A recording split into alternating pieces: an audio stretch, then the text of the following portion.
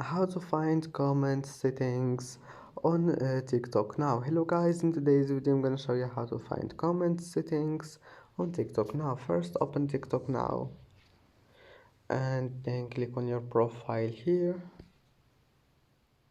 Now click the storylines and then click this one, privacy, and here you will find comments. Click on it, and as you see here you can manage it. Here you can manage who can comment on your posts on TikTok. Now it's easy: followers, all followers that you follow back, or no one. And that's it. I hope that can help you.